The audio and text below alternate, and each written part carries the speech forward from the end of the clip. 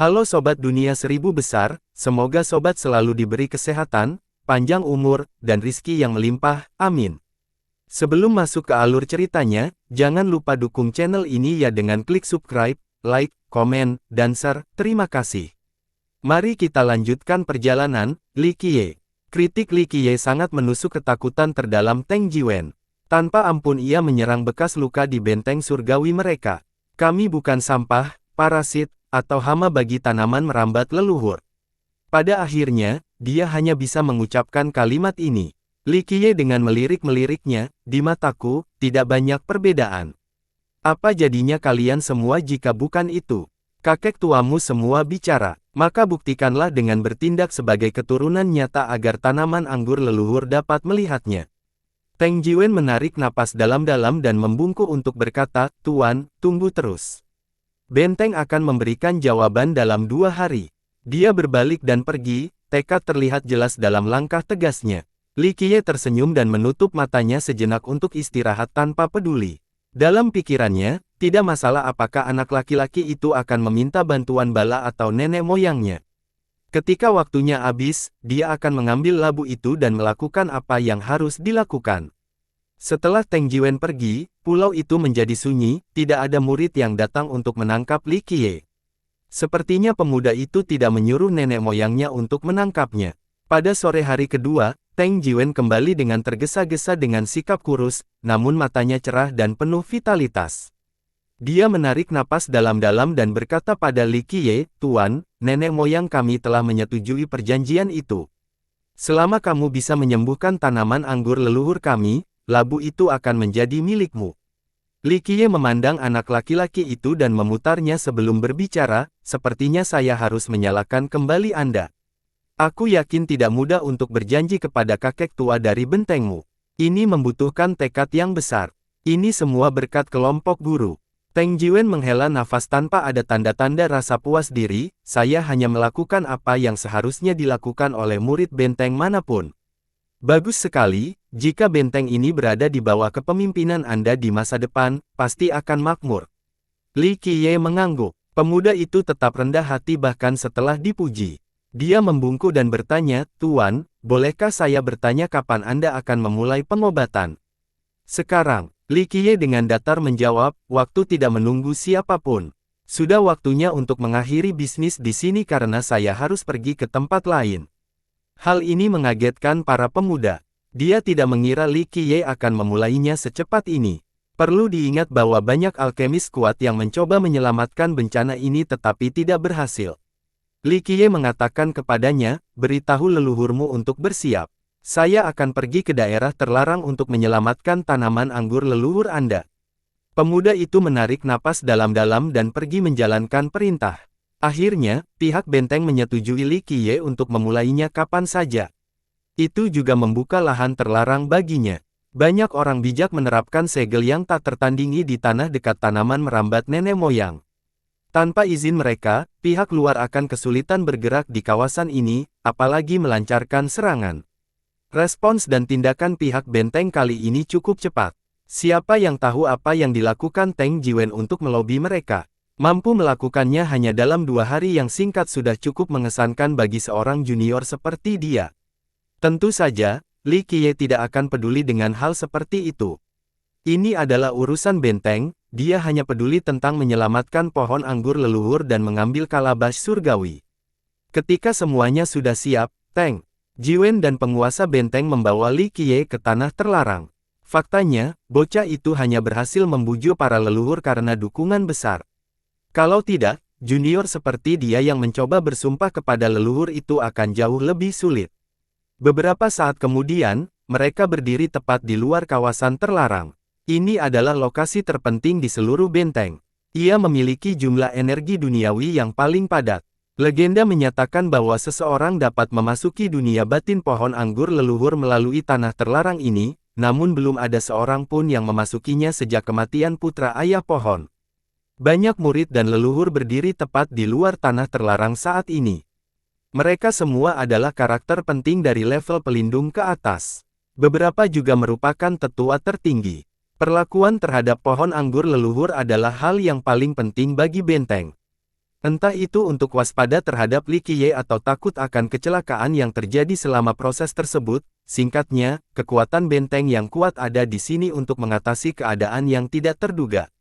Li Qiye hanya melihat sekilas ringkasan ini. Terlepas dari persiapan mereka, dia tidak keberatan membunuh orang-orang yang menghalanginya. Tunggu, saat Li Qiye hendak memasuki tanah terlarang, sebuah teriakan terdengar. Hao Yuzhen berdiri. Hal ini membuat Teng Jiwen dan penguasa benteng mengerutkan alis mereka. Mereka telah mencapai kesepakatan dengan suara bulat mengenai kesepakatan ini. Mereka tidak ingin ada komplikasi yang dapat menyebabkan kesepakatan menjadi kacau, sehingga mereka menimbulkan bahaya buruk pada saat dia berdiri. Li Qiye meliriknya dan dengan malas bertanya, "Ada apa?" Dia memasang penampilan seperti bisnis sambil dengan dingin berkata, "Anda harus menyerahkan semua barang milik Anda di luar bahan yang diperlukan untuk proses penyembuhan. Barang-barang lain tidak diperbolehkan masuk ke dalam tanah terlarang." Teng Jiwen meninggikan suara, "Adik perempuan, apa yang kamu lakukan?" Hao Yuzhen sengaja membuat masalah. Dia tidak tahu bagaimana dia berhasil meyakinkan leluhur kuno di sekte tersebut, tetapi pada saat ini, jumlahnya telah melonjak dan itu merupakan ancaman besar baginya. Oleh karena itu, dia ingin menggunakan kesempatan ini untuk menghentikan Li Qiye. Menghentikan Li Qiye sama saja dengan menghentikan Teng Jiwen. "Leluhur, kita telah mencapai kesepakatan tentang masalah ini, jadi apa komplikasi mendadak ini?"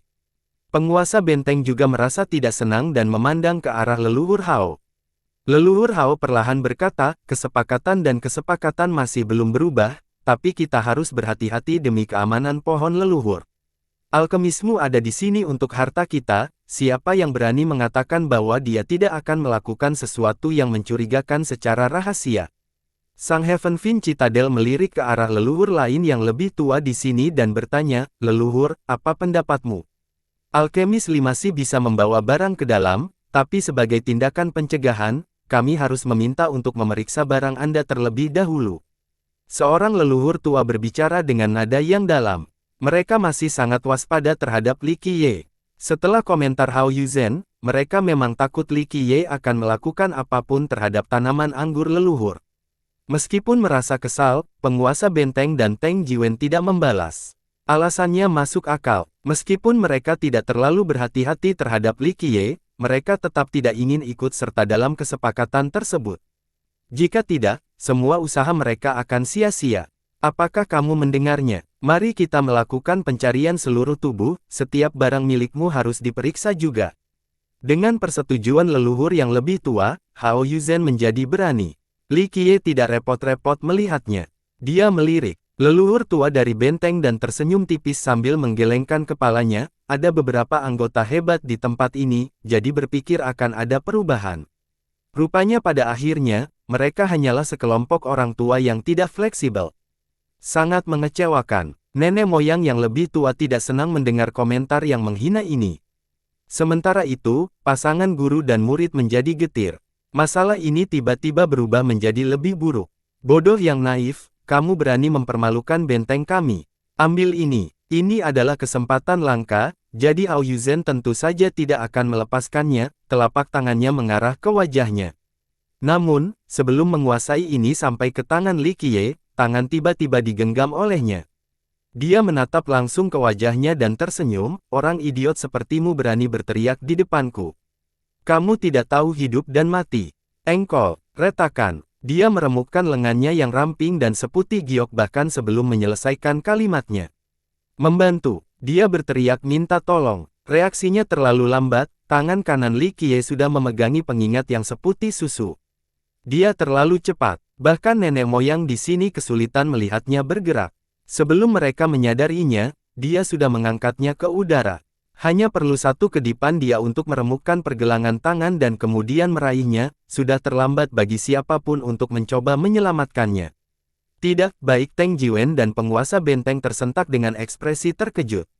"Simpan, selamatkan aku." Wajahnya memerah karena kekurangan oksigen karena keracunan.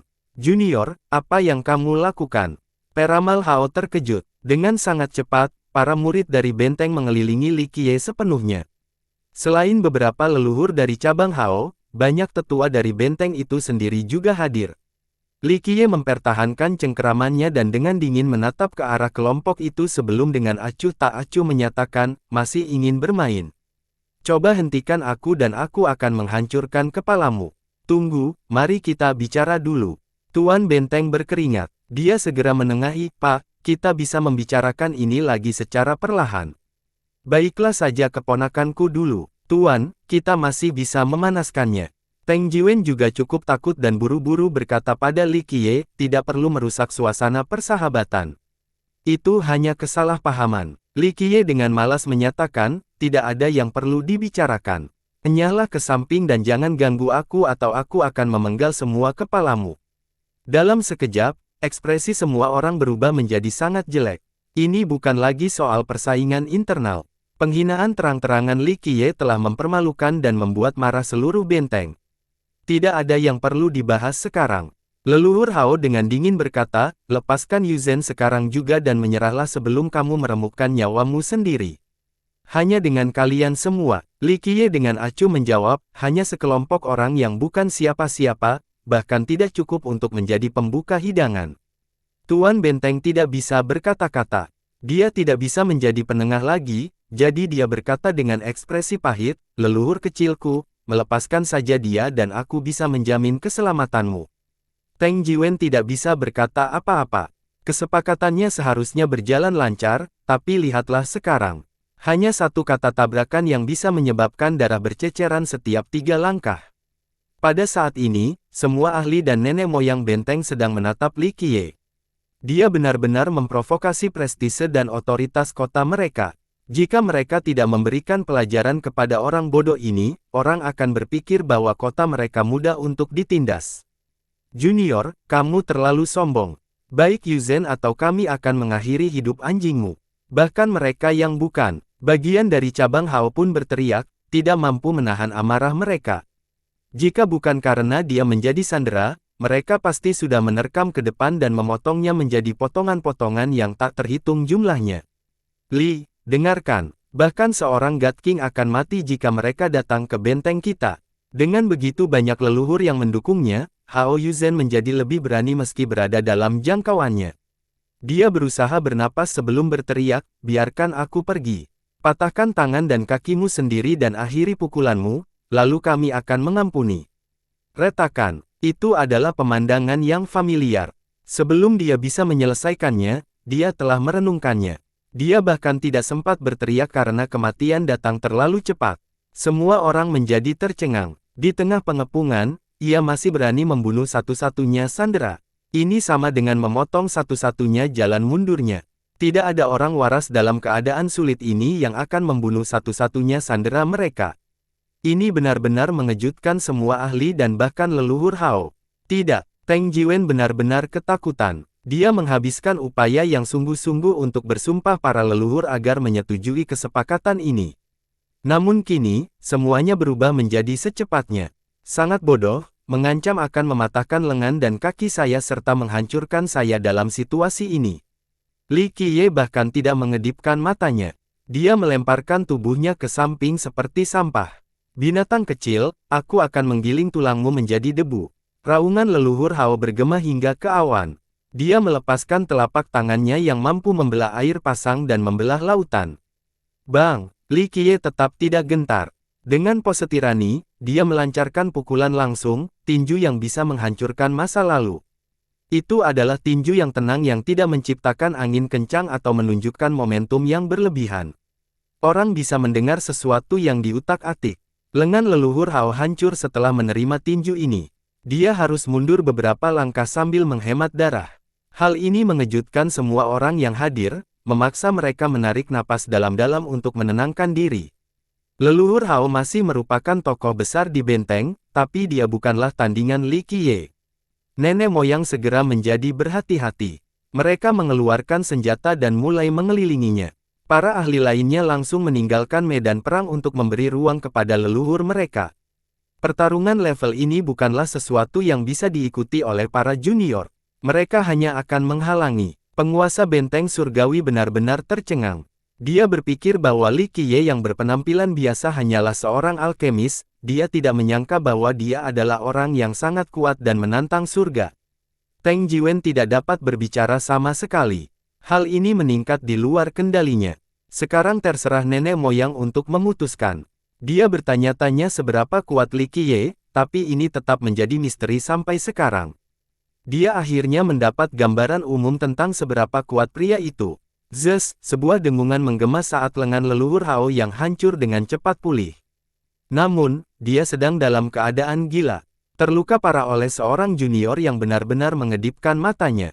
Dengan ekspresi yang berubah-ubah, dia mengeluarkan senjata aslinya dan dengan dingin berkata, binatang kecil, jika benteng surgawi kami tidak mengupas kulitmu, memotong urat dagingmu, dan meminum darahmu, kami tidak perlu tinggal di dalam roh surga. Dunia lebih lama lagi. Nenek moyang yang lain berteriak kepadanya, Junior, belum terlambat untuk menyerah. Li Qiye mencibir pada para ahli dan berkata, menyerah. Di mataku, kalian semua hanyalah serangga. Aku bisa menginjak kalian semua sampai mati dengan satu injakan. Bodoh yang naif, masih mengomel sebelum mati. Leluhur Hao berteriak, saudaraku, tunggu apa lagi, ayo kita potong hewan kecil ini untuk Exet. Darah berceceran di mana-mana. Sebelum leluhur menyelesaikan perkataannya, sebatang ranting pohon muncul entah dari mana dan menusuk tengkoraknya. Matanya melebar karena kebingungan atas kematian mendadaknya. Para penonton tercengang dengan pemandangan ini. Yang mengejutkan mereka, sebatang pohon anggur panjang melingkari lengan Li Qiye. Tanaman merambat ini sebenarnya tumbuh dari tubuh tanaman merambat leluhur mereka. Para tetua terdengar tersentak setelah melihat perkembangan mendadak ini. Mereka menjadi pucat dan mundur sambil menatap Li Qiye dengan tidak percaya. Pohon anggur yang tumbuh dari pohon leluhur mereka sebenarnya membunuh leluhur Hao. Bagaimana hal seperti itu bisa terjadi? Di dalam benteng mereka, sulur leluhur bukan hanya merupakan nenek moyang mereka, tetapi juga merupakan pelindung ilahi yang telah melindungi mereka selama beberapa generasi. Namun hari ini, alih-alih membunuh musuh, ia malah membunuh leluhur dari kota mereka. Jika hal seperti itu disebarkan, tidak ada yang akan mempercayainya, hal ini sudah tidak terbayangkan, bahkan ketika mereka menyaksikannya secara langsung.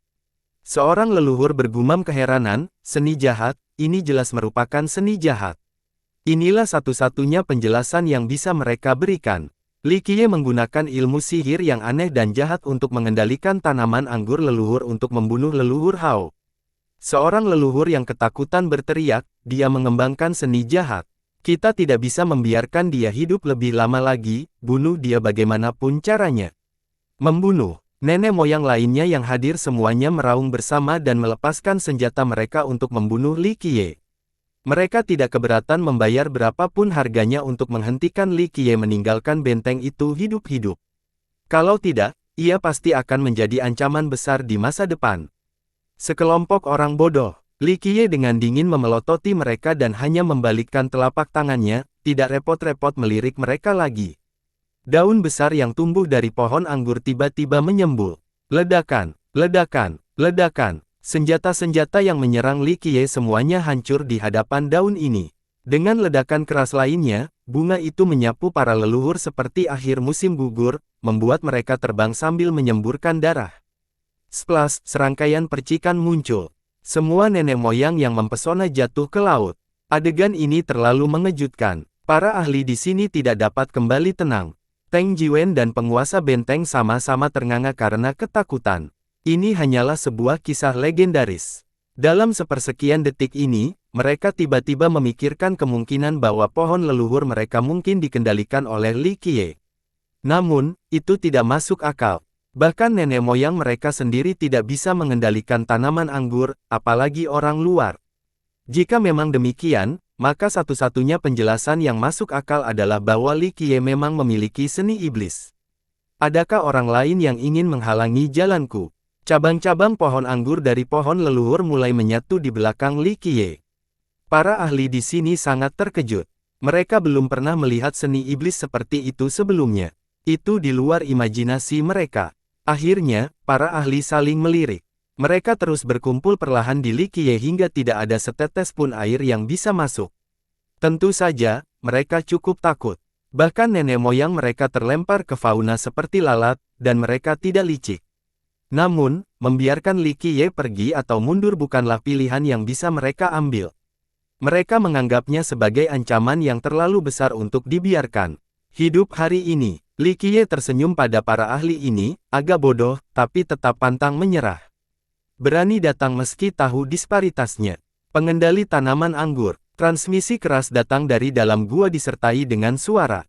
Meski suara ini sangat pelan, semua orang bisa mendengarnya dengan jelas.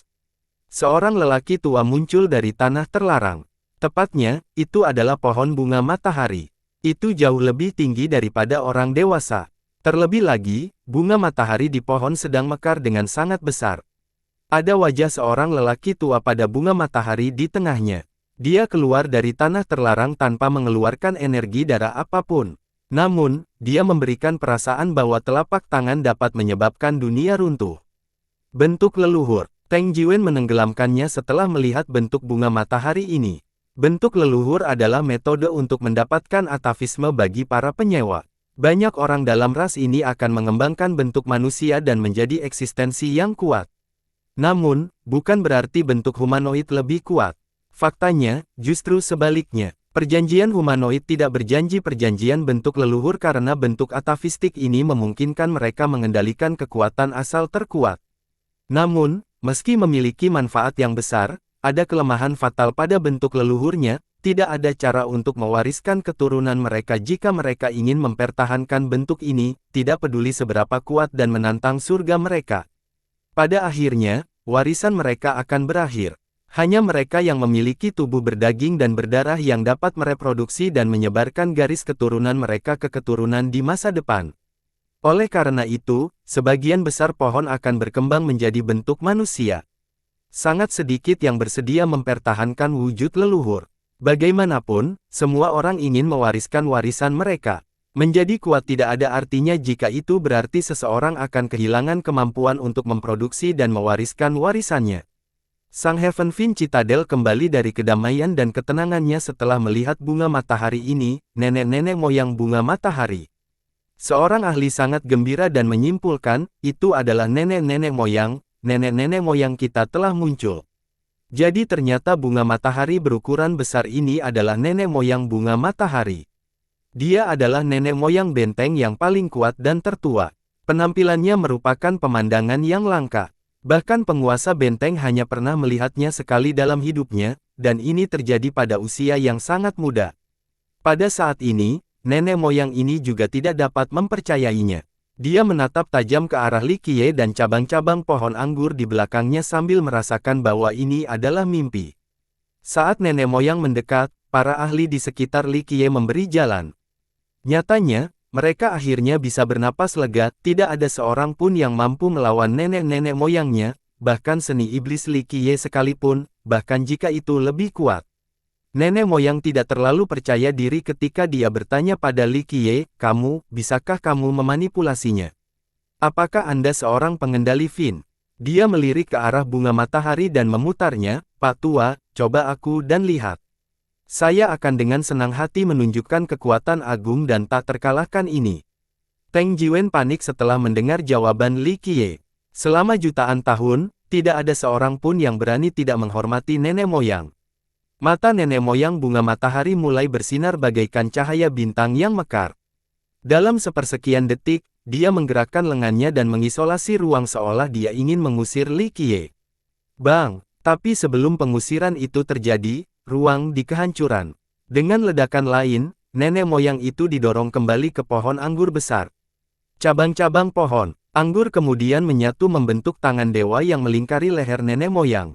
Seluruh tubuhnya disandarkan pada pohon anggur, langsung menekannya.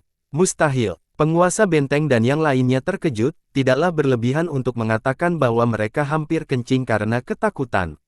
Bahkan nenek moyang bunga matahari mereka yang tidak terpecahkan pun ditekan, jadi bagaimana mungkin mereka tidak pucat karena ketakutan. Semua ahli merasa putus asa, tidak ada seorang pun yang menentang Li Qiye di luar leluhur tanaman mereka.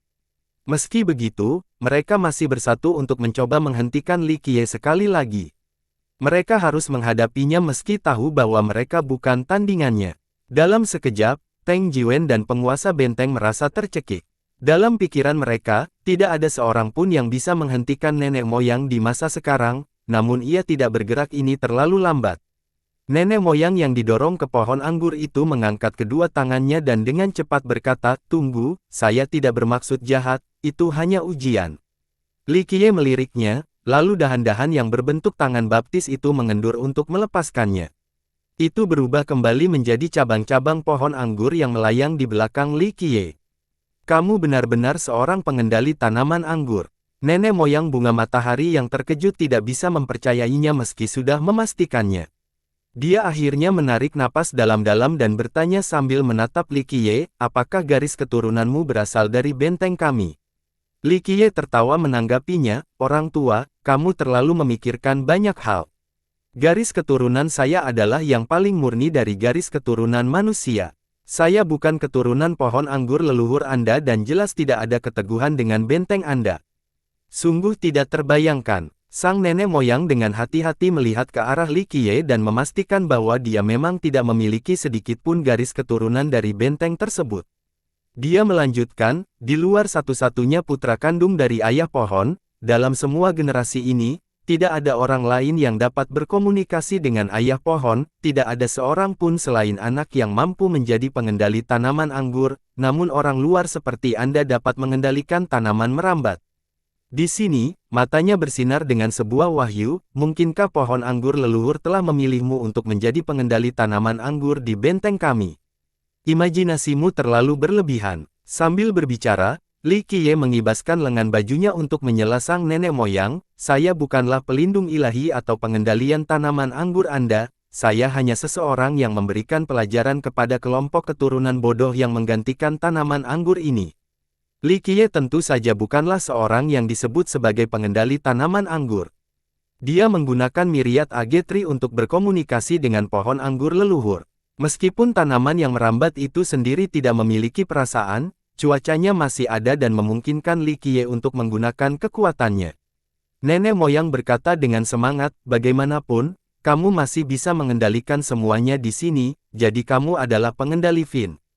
Hanya mereka yang memiliki izin dari pohon anggur leluhur yang dapat menggunakan kekuatan. Kamu terlalu banyak bicara omong kosong, tapi ada satu hal yang memang benar." Li Qiye tersenyum, "Saya memang bisa mengendalikan kekuatan sulur leluhur." Meskipun Li Qiye mengaku dirinya sebagai seorang pengendali tanaman rambat, nenek moyang bunga matahari tetap sangat bersemangat. "Setelah bertahun-tahun, kami akhirnya menunggu cukup lama hingga seorang pengendali tanaman anggur muncul. Kita akan mampu bangkit di generasi ini. Orang tua, kamu terlalu memikirkan banyak hal." Li Qiye menyela. Nenek moyang itu lagi dan berbicara dengan nada lesu, "Pengendali tanaman anggur ini atau benteng yang sedang dibangun. Aku tidak tertarik dengan hal ini. Saya di sini hanya untuk membuat kesepakatan." Meski Li Qiye kurang berminat, sang nenek-nenek terus melanjutkan dengan angan-angan. Dia meneriaki para ahli dan berkata, "Tunggu apa lagi? Datang dan sapa pengendali Fin yang terhormat." Kehendaknya adalah kehendak pokok anggur leluhur. Dalam benak nenek moyang, ini adalah satu-satunya kesempatan bagi generasi ini. Ini adalah pengendali Fin. Jika dia bisa menahan orang itu di sini, kemampuannya akan sangat berharga bagi benteng mereka. Para ahli di sini merasa cukup bingung, tetapi setelah memikirkan semuanya dengan cermat, hal itu menjadi sedikit masuk akal. Meskipun Li Qiye adalah orang luar, dia jelas telah diterima oleh tanaman leluhur. Sekarang, bahkan nenek moyangnya telah mengenali identitas Li Qiye. Ini berarti Li Qiye telah memenangkan persetujuan pohon anggur leluhur. Para ahli itu maju ke depan untuk membungkuk ke arah Li Qiye. Pembalikan tiba-tiba ini seperti mimpi. Beberapa saat yang lalu, mereka terjebak dalam pertarungan sampai mati melawan Li Qiye, namun kini dia telah menjadi wakil dari pohon anggur leluhur. Kembalilah dan lakukan refleksi pribadi. Ada hal-hal yang bisa dilakukan dan ada hal-hal yang tidak boleh dilakukan. Pada akhirnya, sang nenek moyang meneriaki para ahli dari benteng sebelum mengusir mereka. Pada akhirnya, satu-satunya junior yang tersisa hanyalah menyanyikan Heaven Fin Citadel Lord dan Teng Jiwen.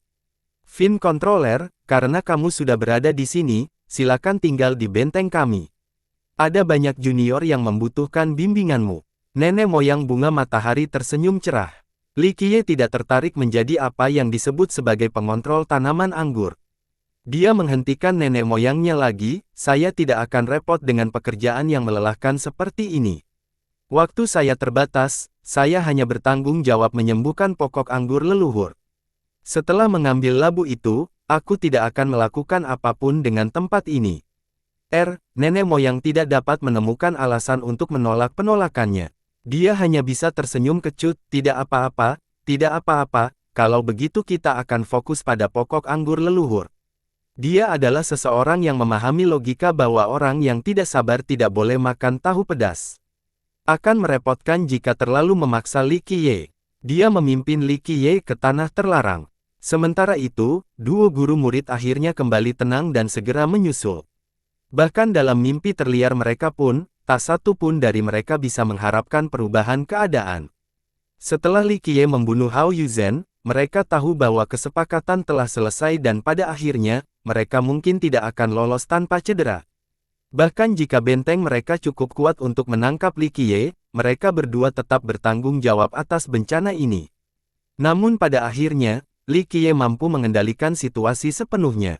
Pada saat ini, Teng Jiwen akhirnya mengerti mengapa Li Qiye begitu percaya diri untuk memaksakan transaksi ini. Dia sekarang menyadari keahlian Li Qiye dan dari mana rasa percaya dirinya berasal. Rombongan melihat pemandangan megah dengan puncak yang menjulang tinggi hingga ke kubah langit. Daun anggur berputar-putar tinggi di atas. Tempat ini benar-benar memberikan sensasi seperti kerajaan elf. Tonjolan dengan pepohonan yang rimbun dan sungai yang mengalir serta tanaman merambat raksasa yang menjulang tinggi ke langit akan membuat orang yang tidak sadar akan percaya bahwa mereka tersesat di surga yang belum tersentuh. Energi duniawi berlimpah. Tentu saja, ada juga kekuatan kehidupan yang berasal dari pokok anggur leluhur. Ini adalah lokasi paling penting di benteng Heavenfin, karena itulah lokasinya sangat meriah. Ini jelas merupakan tanah suci untuk cocok ditanam, tetapi tidak ada orang yang bisa berlatih di tempat ini. Akhirnya, nenek moyang membawa Li Qiye ke puncak tertinggi di kawasan ini. Sebuah pohon anggur jatuh dari langit. Itu cukup tebal dan menyerupai pilar batu giok. Itu memancarkan kilau samar seolah-olah itu adalah urat hijau dari langit. Pemandangan ini akan membuat orang teringat akan legenda tertentu. Ketika seseorang meninggal dan menjadi abadi, tubuhnya juga akan berubah menjadi batu giok. Cabang pohon anggur ini sangat mirip dengan legenda ini, sehingga membuat orang-orang membayangkan adegan ayah pohon surgawi menemui ajalnya dan berubah menjadi pohon ini. Akhir atafistik seorang ayah pohon yang kembali ke bumi, sungguh pemandangan yang luar biasa. Li Qiye memasang tanaman merambat ini dan berkata, pada saat besar itu, langit dan bumi akan berubah dengan gambaran yang menakjubkan saat ayah pohon naik ke bentuk batu giok. Teng Jiwen dan penguasa benteng terkejut karena mereka belum pernah mendengar penjelasan ini sebelumnya. Nenek mengutip memuji, "Tuanku, Anda memiliki pengetahuan yang begitu besar, patut dikagumi dan dikagumi." Ketika ayah pohon kembali ke bumi, gambar-gambar itu memang ada. Li Qiye memberikan meremehkan sang leluhur, "Jangan buru-buru memujiku, aku akan terus terang."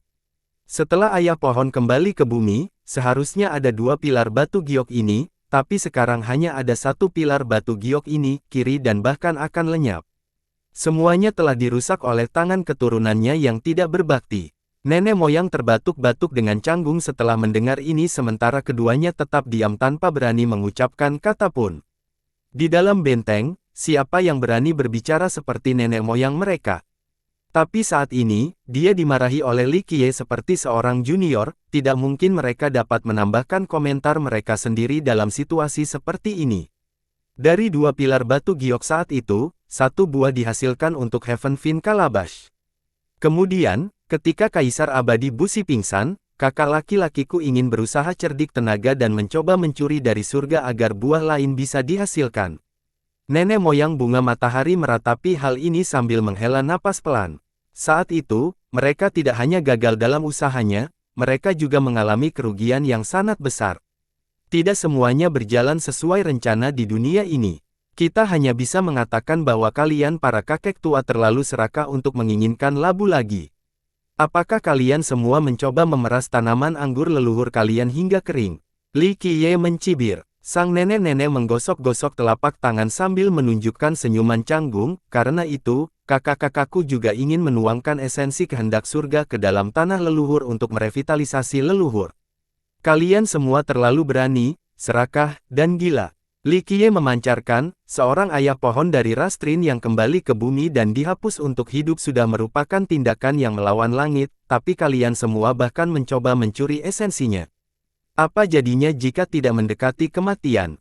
Nenek moyang menjawab dengan putus asa, tidak ada yang tahu bahwa hal seperti itu akan terjadi pada saat itu.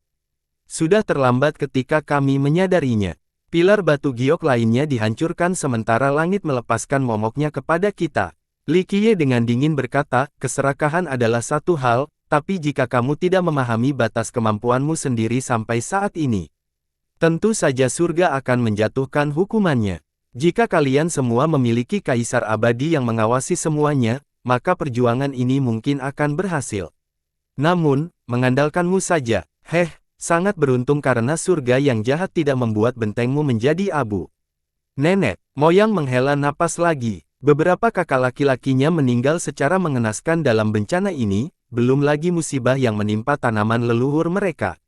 Sementara itu, keduanya diam-diam mendengarkan.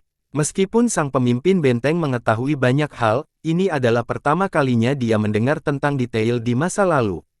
Sambil memasang pilar batu giok yang menyerupai tendon langit, Li Qiye memerintahkan sang raja, naik ke sana dan hancurkan. Hancurkan. Tuan merasa kakinya tiba-tiba menjadi lemah dan mengira dia salah dengar. Pilar batu giok ini sangat penting bagi benteng mereka. Menghancurkannya sama saja dengan menghancurkan harta karun mereka sendiri. Hancurkan. Bahkan nenek moyangnya pun menjadi konyol. Dia menatap Li Qiye dengan tidak percaya dan berkata, hanya ini yang tersisa, jika kamu menghancurkannya sekarang. Li Qiye dengan acuh tak acuh, hancurkan dan kamu akan mengerti. Sang Heavenfin Citadel melirik ke arah nenek moyangnya. Dia tidak berani melakukan hal seperti itu. Nenek moyang menarik napas dalam-dalam dan diperintahkan, hancurkan. Jika Yang Mulia memerintahkannya, itu pasti benar. Pemimpin benteng mengambil napas dalam-dalam lalu terbang ke langit dengan palu besar di tangannya. Kedua tangannya gemetar saat ini. Dengan satu pukulan, dia secara pribadi akan menghancurkan harta paling berharga di benteng surgawi. Mungkin dia bahkan akan menjadi orang jahat di sektenya. Akhirnya, dia menarik napas dalam-dalam sambil mengencangkan cengkeramannya pada palu besar itu.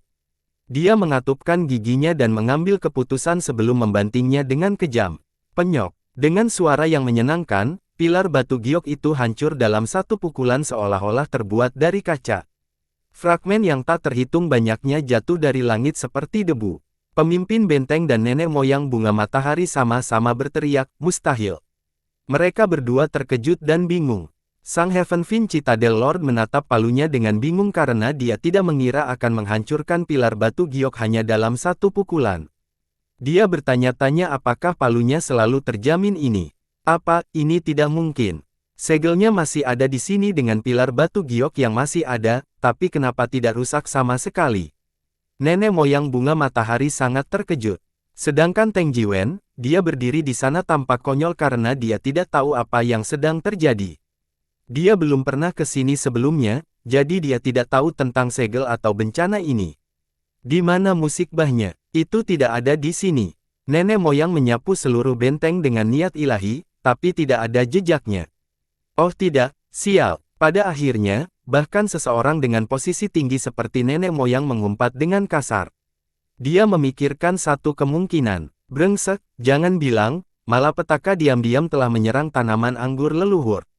Jiwanya meninggalkan tubuhnya ketika dia mengemukakan dugaan ini dan dia merasa lututnya menyerah. Pohon anggur leluhur telah menyerang, penguasa benteng mempunyai reaksi yang sama setelah mendengar nenek moyangnya. Palu di tangan langsung jatuh ke tanah. Itu tidak mungkin. Sang raja tercengang. Hingga saat ini, semua leluhur dan bahkan nenek moyang bunga matahari yakin bisa menyegel bencana di dalam segel tersebut. Hanya saja mereka tidak punya cara untuk menghancurkannya. Oleh karena itu, mereka selalu percaya diri.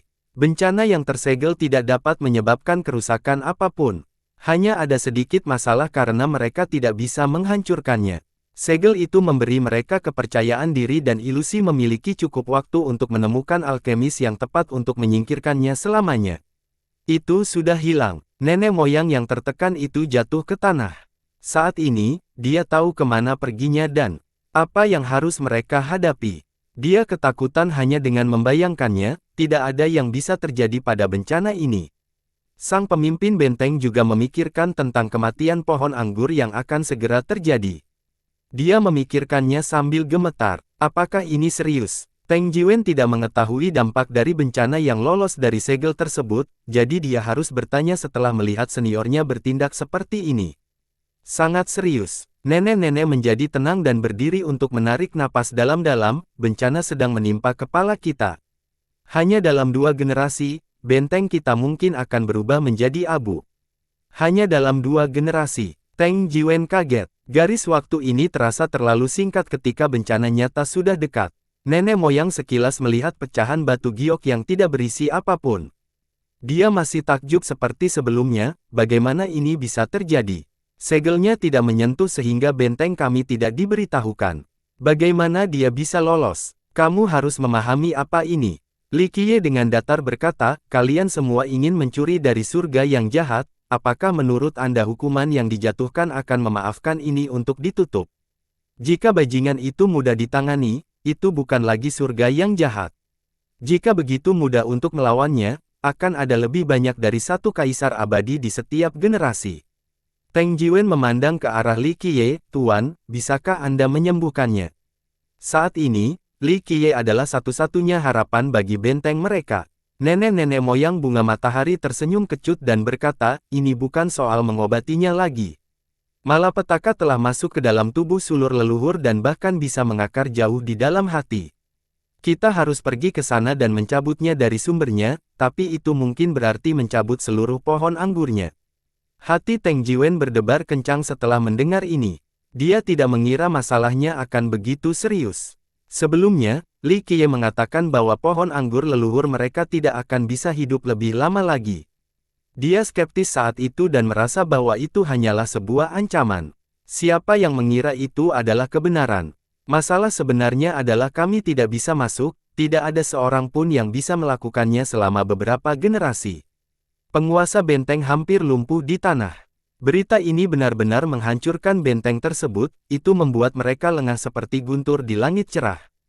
Tidak, 1 orang bisa masuk. Sang nenek-nenek menjelaskan, nenek-nenek moyang yang maha tinggi mampu melakukan hal tersebut. Dia adalah satu-satunya anak dari nenek moyang, tidak hanya dia seorang pengendali Fin, dia juga mewarisi garis keturunan. Teng Jiwen harus bertanya pada Li Qiye, Tuan, Anda juga seorang pengendali tanaman anggur, bisakah Anda masuk ke dalam? Li Qiye memandang mereka dan tersenyum, saat ini, saya merasa Heaven Fin Calabash saja harganya terlalu rendah. Nenek moyang segera melihat ke arah Li Qiye, Tuanku, apa yang Anda inginkan? Katakan saja dan benteng kami akan mewujudkannya. Dia merasa bahwa Li Qiye benar-benar berhasil menyelamatkan tanaman merambat saat ini. Pemimpin benteng menambahkan, ya, silakan. Semuanya akan baik-baik saja. Jika ini terjadi sebelumnya, mereka tidak akan terlalu cemas karena mereka mengira waktu ada di pihak mereka. Namun kini, dengan temuan baru mengenai bencana tersebut, mereka akhirnya memahami betapa tidak pentingnya temuan tersebut. Setiap murid benteng bersedia melindungi tanaman anggur leluhur berapapun harganya. Li Qiye melirik ke arah nenek moyang dan sedikit menyipitkan matanya, jika saya menginginkan barang lain dari benteng Anda, apakah saya harus menunggu sampai sekarang? Saya sudah mencapai kesepakatan dengan tanaman anggur leluhur Anda, labu saja sudah cukup. Anggota kelompok lainnya menjadi sangat emosional setelah mendengar ini. Perlu diingat bahwa apapun yang diinginkan Li Qiye, benteng tersebut harus memberikannya kepadanya. Namun, dia hanya menginginkan labu pada akhirnya. Tuanku, benteng ini akan selamanya mengingat kebaikan Anda. Jika Anda membutuhkan kami di masa mendatang, kirimkan saja perintahnya. Benteng kami akan menjawab panggilanmu dan menembus api tanpa bertanya. Nenek moyang berlutut di tanah dan membuat janji yang sungguh-sungguh. Penguasa benteng dan Teng Jiwen juga bersujud. Dalam pikiran mereka, mereka akan berhutang budi pada Li Qiye, yang lebih tinggi dari langit dan lebih dalam dari laut. Ayo pergi. Li Qiye menatap mereka sebelum berbalik dan pergi. Nenek moyang menjadi tenang dan segera mengikuti di belakangnya. Kelompok itu akhirnya sampai di depan sebuah gunung. Li Qiye perlahan menekankan tangannya ke dinding berbatu. Dengan suara dengungan, cabang-cabang pohon anggur muncul dari tanah berlumpur. Cabang-cabang pohon anggur yang mirip ular langsung berkeliaran di sekitar tebing. Dalam waktu singkat, mereka menjalin sebuah pintu di permukaannya. Nenek moyang bunga matahari bergumam setelah melihat ini, portal menuju dunia batin tanaman anggur leluhur ada di sini. Selama jutaan tahun, hanya putra sulur leluhur yang mampu memasuki dunia batin ini. Li Qiye melangkah masuk bersama anggota kelompok lainnya yang bergegas mengejarnya. Pemandangan di dalamnya membuka mata bahkan bagi nenek moyang karena ini adalah kunjungan pertamanya. Duo guru dan murid juga takjub setelah melihat cabang yang menyerupai naga. Hal ini benar-benar membuat mereka memahami betapa tak terkalahkannya ayah pohon mereka. Teng Jiwen akhirnya bertanya setelah menenangkan diri, bisakah para kultivator tinggal di dunia ini? Li Qiye tersenyum, mengapa keturunannya diizinkan tinggal di tempat ini? Agar mereka juga bisa mengekstraksi vitalitas luar biasa di dalamnya. Untuk menyedot semua esensi dari kedalaman bumi.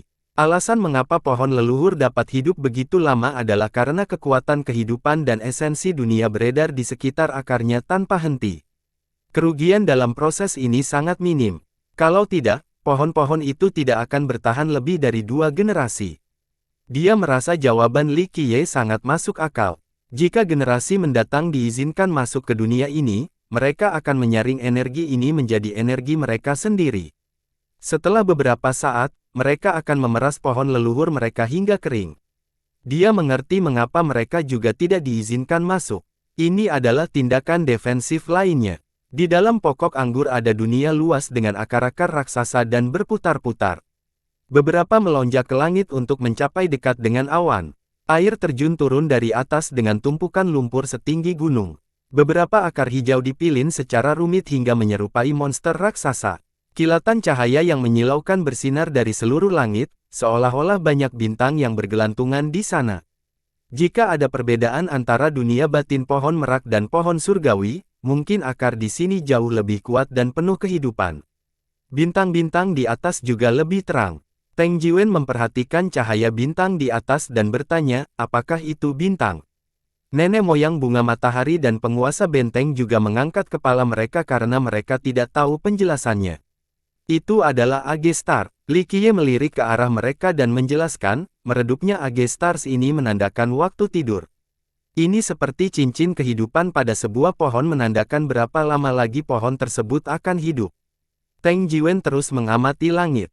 Ada terlalu banyak bintang hingga tak terhitung jumlahnya. Namun, tidak sulit untuk menemukan bahwa beberapa dari mereka secara signifikan lebih gelap dibandingkan rekan-rekan mereka. Teng Jiwen menghela nafas lega setelah melihat bintang yang tak terhitung banyaknya. Nenek moyang dan penguasa benteng merasakan hal yang sama. Banyaknya bintang berarti tanaman anggur leluhur mereka masih memiliki sisa umur yang panjang, selama Li Qiye bisa mengatasi bencana tersebut. Setelah sekian lama mencari, akhirnya dia menemukan rute utamanya. Itu sangat besar dan tebal. Berdiri di depannya sama dengan berdiri di depan tebing. Dia berdiri pada posisi tertentu untuk mengintip segala sesuatu sebelum berbicara, di sini. Anggota kelompok lainnya menoleh untuk menemukan lubang kecil. Di dalamnya terdapat sehelai rumput yang tingginya hanya sekitar 3 inci, tidak ada hal apapun yang memerlukan perhatian. Warnanya hijau muda dengan semburat putih karena kekurangan sinar matahari. Namun, jika dilihat lebih dekat, ini bukanlah sehelai rumput kecil melainkan partikel kecil yang tidak terlihat oleh mata telanjang. Partikel-partikel hijau kecil ini saling terhubung membentuk busur listrik hijau yang tampak seperti rumput kecil. Mengapa seperti ini? Ekspresi sang nenek moyang berubah setelah melihat ini, memaksanya menarik napas dalam-dalam. Ini adalah bencana tanaman anggur leluhur kita. Teng Jiwen dan penguasa benteng juga terkejut. Dalam pikiran mereka, nenek moyang mereka tidak berdaya selama beberapa generasi berikutnya, jadi setidaknya keberadaannya menakutkan dan berbahaya. Mereka membayangkan musibah ini akan menimpa tubuh iblis dengan senyuman iblis. Setiap helai auranya mampu membakar segala sesuatu di dunia ini. Siapa yang mengira bahwa sehelai rumput kecil ini sebenarnya adalah malapetaka yang menimpa pohon anggur leluhur mereka? Kita bisa mengeluarkan sesuatu seperti ini dengan satu tangan. Teng Jiwen berseru, tapi dia segera menyadari bahwa dia salah. Kalau bisa, mengapa nenek moyang tidak melakukannya terlebih dahulu, dan menunggu dari generasi ke generasi? Apakah nenek moyang yang tak terpecahkan ini lebih lemah dari seorang junior? Kalau begitu kamu bisa mencoba menariknya keluar. Li Qiye tersenyum. Tuan Benteng menyadari bahwa muridnya telah memilih kata-kata yang salah. Mereka tidak hanya menyinggung perasaan Li Qiye, mereka juga menghina seluruh generasi leluhur, termasuk nenek moyang sebelum mereka. Dia sibuk mencoba untuk memuluskan semuanya. Tuan, baiklah, murid kecil saya bodoh tanpa rasa kesopanan. Dia tidak melihat betapa berbahayanya. Li Qiye dengan lembut memegang tangannya untuk memotongnya, bukan apa-apa, aku tidak marah padanya. Dia dapat melanjutkan dan memulai sekali lagi untuk memahami masalahnya. Setelah itu, Teng Jiwen melirik ke arah gurunya. Tuan, pada saat ini, tidak berdaya dan tidak bisa berbuat apa-apa selain mengangguk. Terlebih lagi, dia juga ingin melihat kemampuan seperti apa yang dimiliki oleh rumput kecil ini. Teng Jiwen menarik napas dalam-dalam dan meraih rumput untuk mencabutnya.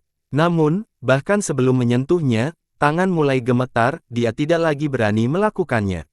Alasannya sangat sederhana, ini adalah bencana yang menimpa pohon anggur leluhur mereka. Kemungkinan menakutkan dan berbahayanya hal ini. Jika dia menyentuhnya, bukankah itu sama saja dengan membuang nyawanya? Tenang, tarik. Li Qiye secara alami dapat mengetahui apa yang dipikirkannya dan tersenyum, aku di sini, aku tidak akan membiarkanmu mati. Dengan jaminan ini, Teng Jiwen menjadi tenang dan akhirnya mengambil keputusan. Setelah sekian gigi, dia meraih rumput itu sekali lagi. Namun, saat tangan menyentuh rumput, rangkaian suara petir muncul. Rumputan tersebar menjadi partikel yang tak terhitung jumlahnya yang menghilang ke dalam akar utama. Keseluruhan proses memberi kesan ada sesuatu yang berkembang biak ke dalam akar utama dengan kecepatan ekstrim, tidak ada yang bisa bereaksi tepat waktu, apalagi menangkap partikel kecil itu. Apa yang sedang terjadi? Para guru dan murid tersesat. Pada saat ini, semua akar, berapapun ukurannya di dunia ini, memiliki cahaya kecil yang berkedip dan berderak di dalamnya. Karena banyaknya akar di sini yang menempel erat atau dijalin seluruhnya menjadi satu, busur petir muncul ketika semuanya melintas secara bersamaan. Itu datang secepat sambaran petir sebelum menghilang seketika. Meskipun masing-masing lampunya tidak terang, semuanya muncul secara bersamaan adalah cerita lain. Dunia ini benar-benar menyala dengan setiap bunyi berderak. Itu adalah proses yang mengejutkan seperti ledakan matahari, cukup sulit untuk tetap membuka mata di tengah cahaya ini. Siapa yang dapat membayangkan bahwa ini adalah pemandangan yang diciptakan oleh kilatan cahaya kecil ini? Kegelapan pun terjadi segera setelahnya. Perubahan mendadak ini cukup sulit untuk dibiasakan.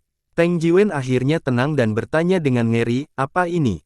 Bencana. Nenek moyang menarik napas dalam-dalam dan menjawab, ia telah menyerang setiap akar tanaman anggur leluhur. Setelah mengumpulkan kekuatan yang cukup, ia akan memetik tanaman anggur leluhur hingga kering sampai tidak ada yang tersisa. Teng Jiwen bergidik. Setiap akar yang menjadi fondasi benteng mereka telah terinfeksi. Li Qiye dengan acuh tak acuh berkomentar, itu karena kalian semua terlalu lama menundanya. Bertahun-tahun yang tak terhitung banyaknya memberi kesempatan ini. Yang lain hanya bisa menghela nafas. Mereka tidak pernah berpikir bahwa hal itu akan meningkat ke tingkat ini. Penguasa benteng tidak mau bertanya, pohon anggur leluhur tidak terganggu, mengapa ia tidak dapat menghancurkan bencana ini? Li Qiye terkekeh dan menunjuk ke langit sambil berkata, tahukah kamu keberadaan seperti apa yang menekan leluhurmu? Pencuri itu, surga yang tinggi. Kembali dan mengakar di bumi ini sudah merugikannya. Jika nenek-nenek moyangmu memberontak lagi, hal itu akan menimbulkan hebat yang akan langsung membuat pohon itu menjadi abu kecuali ada seseorang yang bersumpah kaisar abadi yang membantu menghentikan hukuman surgawi ini. Kalau tidak, serangan tanpa henti baik dari dalam maupun dari luar bukanlah sesuatu yang bisa menahannya. Daripada langsung berubah menjadi abu, lebih baik menjalani kehidupan pinjaman dan menunggu kalian para junior mengeluarkan musik. Dia menatap nenek moyang bunga matahari setelah mengatakan ini. Wajah tua nenek moyang itu memerah saat dia terbatuk. Situasi ini adalah kesalahan nenek moyang seperti dia. Dia harus mengakui, itu semua karena janji kami. Kami tidak dapat menahan pohon anggur leluhur kami dan berpikir bahwa malapetaka telah berhasil ditutup. Suara kresek kecil terdengar dari tubuh Teng Jiwen. Cahaya redup muncul dari tubuhnya dalam bentuk partikel terang. Dia tiba-tiba terbungkus lapisan petir ini. Apa yang terjadi? Dia sangat ketakutan setelah melihat ini. Dia mencoba untuk mengusir partikel-partikel itu dari tubuhnya, tetapi sebelum dia bisa menyentuhnya, partikel-partikel itu segera menyebar dan masuk ke dalam tubuhnya. Meretih. Partikel-partikel itu muncul kembali beberapa saat kemudian. Terlebih lagi, jumlah mereka telah meningkat pesat, seolah-olah lebih banyak lagi yang diproduksi. Pemuda yang terkejut itu berteriak, "Guru, selamatkan saya. Tuan, tolong selamatkan murid kecilku." Sang penguasa benteng sama sekali tidak menduga hal ini akan terjadi. Jiwanya meninggalkan tubuhnya karena ketakutan saat dia dengan cepat meminta bantuan Li Qiye. "Jangan bergerak." Nenek-nenek bunga matahari berteriak, "Ini adalah infeksi. Semakin Anda mencoba melawan, maka jadinya akan semakin kuat. Kamu bukan pokok anggur leluhur, sehingga dapat mengumumkanmu segera." Setelah mendengar ini, Teng Jiwen tidak dapat berdiri tegak lagi karena ketakutan. Dia meminta Li Qiye untuk membantu juga, "Tuan, tolong selamatkan saya." Setelah melihat penampilan anak laki-laki itu, Li Qiye tertawa dan menenangkan kepalanya, "Kamu melebih-lebihkan. Dengan saya di sini, tidak perlu terlalu khawatir. Bukannya aku akan berdiam diri dan melihatmu mati." Teng Jiwen menghela nafas lega setelah mendengar ini. Dengan jaminan Li Qiye, sepertinya nyawanya akan terselamatkan. Tidak buruk. Li Qiye melihat sekilas ke arah partikel di tubuhnya, tidak hanya tidak dapat disentuh karena akan langsung menyebar, namun juga dapat menyebar dengan kecepatan ekstrim. Sayangnya, dia telah bertemu denganku. Sambil menunda, dia mengeluarkan Myriad Heavenly Cauldron dan dengan mudah mengeluarkan seikat untayan api. Li Qiye memandang Teng Jiwen dan berkata, "Jangan bergerak atau melawan, biarkan saja." Dia mengangguk setelah menarik napas dalam-dalam, "Aku akan mengingatnya." Sebelum dia bisa menyelesaikannya, Li Qiye sudah mulai memasukkan helaian api ke dalam tubuh satu demi satu. Tiba-tiba, dia seperti boneka kain dengan banyak helai api masuk dan keluar dari tubuhnya. Saat benang api kecil ini mengalir ke tubuhnya, dia tidak merasakan panas yang sama sekali. Sebaliknya, ia merasakan garis-garis dingin mengalir melalui pembuluh darahnya. Rasa dingin ini mampu membekukan darahnya. Orang akan merasa sulit mempercayai hal ini, terutama jika mereka tidak mengalaminya secara pribadi. Api yang menyala-nyala dari kuali Li Qiye sebenarnya keren. Setelah beberapa saat, dia mendapat ilusi bahwa darah tidak lagi mengalir ke seluruh tubuhnya, api dingin telah menggantikannya. Pada saat ini, Li Qiye mulai mengingat untayan api. Pada awalnya, Teng Jiwen tidak merasakan apa-apa, namun tak lama kemudian, ia merasa seolah-olah ada partikel yang sangat kecil yang ditarik keluar bersama untayan tersebut. Partikel-partikel ini menempel pada untayan dan meninggalkan tubuhnya. Semakin banyak partikel cahaya yang menempel pada api Li Qiye, seolah-olah itu adalah magnet yang menyerap semuanya dari tubuh pemuda itu. Teng Jiwen akhirnya merasakan tubuhnya menjadi lebih ringan. Ada rasa nyaman yang tak terlukiskan. Dia kemudian mengetahui bahwa semua partikel telah diseret keluar oleh Li Qiye. Ledakan. Dalam hitungan detik, nyala api di kuali melonjak dan berubah menjadi ganas. Itu menyebarkan semua partikel yang dikeluarkan dari tubuh Teng Jiwen. Meskipun partikel-partikel ini ingin menyerang, kuali itu terlalu ganas. Di bawah kendali Li Qiye, tidak ada peluang untuk pembalikan, mereka segera terbakar.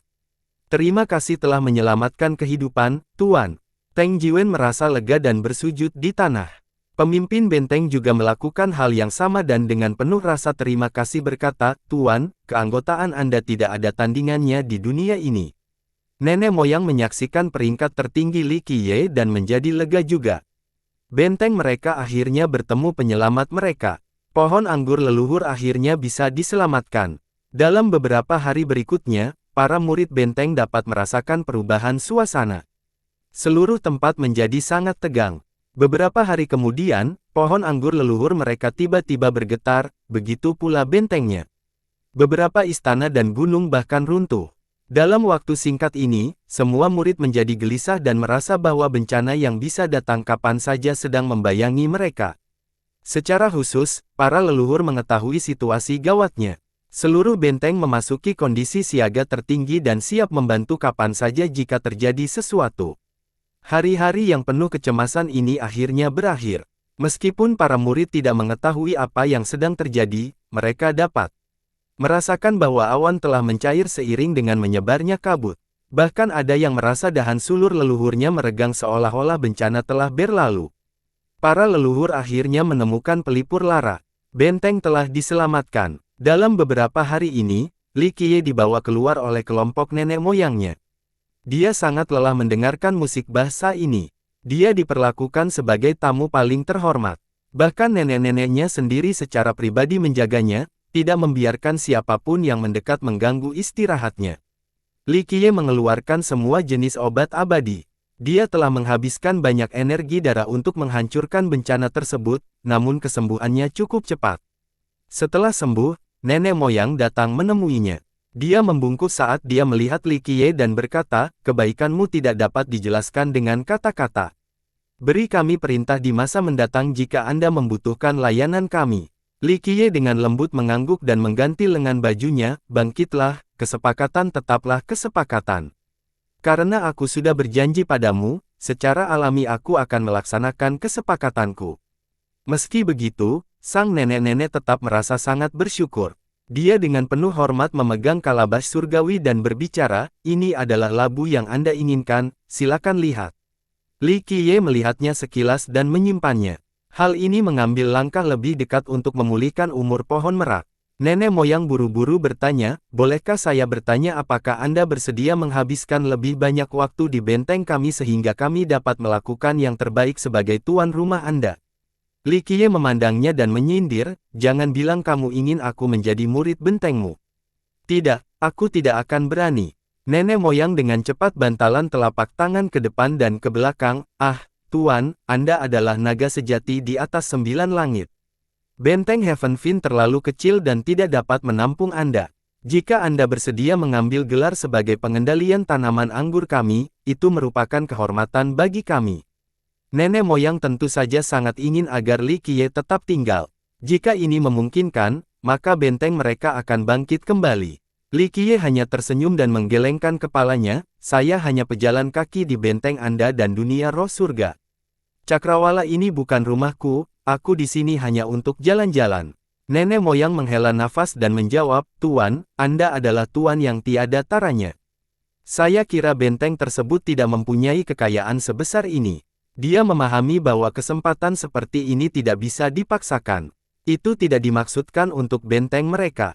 Li Qiye dengan datar menyatakan, "Teng Jiwen dari bentengmu tidak buruk, jadi aku akan menyuruhnya mengikutiku sebentar." Petik 2.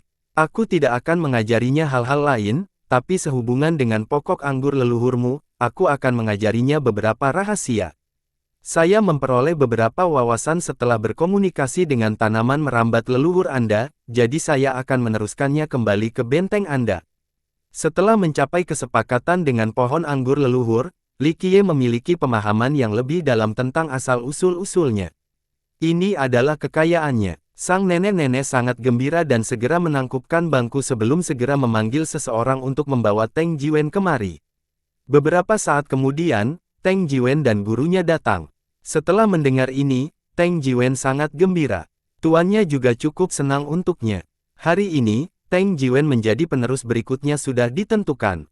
Jika dia bisa belajar lebih banyak dari pokok anggur leluhur, dia pasti akan bisa bersinar di masa depan.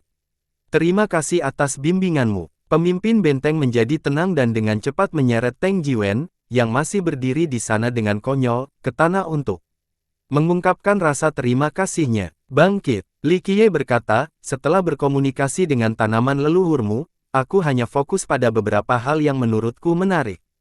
Mengenai pengetahuan tanaman anggurmu, tidak ada gunanya di suhu dingin, jadi aku akan mengembalikannya ke bentengmu. Ini adalah jenis takdir, bagian alami dari kehidupan." Meski begitu, sang Heavenfin Citadel Lord tetap merasa sangat bahagia atas muridnya. Ini pasti akan menjadi cara untuk membantu berkomunikasi dengan pokok anggur leluhur. "Oke, kembali dan bersiaplah." Li Qiye dengan lembut memposisikan tangannya, "Kamu harus berbicara denganku di pantai dangkal. Aku akan pergi duluan." Teng Jiwen dengan hormat membungkuk dan segera bersiap. Li Qiye punya urusan lain. Dia telah mendapatkan labu tersebut, jadi dia tidak ingin tinggal di benteng Heavenfin terlalu lama. Dia berangkat pada hari ini juga. Pada saat ini, di luar nenek moyang bunga matahari sendiri, semua leluhur di tingkat tinggi juga pergi menemuinya. Nenek moyang benar-benar ingin Li Qiye tinggal selama beberapa hari lagi sehingga mereka bisa memperlakukannya lebih baik lagi, tapi dia tidak berani menahan Li Qiye dan memaafkannya untuk pergi. Jaga dirimu baik-baik. Li Qiye mengucapkan nenek moyangnya sebelum dengan santai menunjuk dengan telunjuk. Sebuah portal muncul. Dia melangkah masuk dan langsung melintasi ruang angkasa. Pantai dangkal dikelilingi langit biru dan awan putih serta laut hijau yang dipenuhi beting bawah air.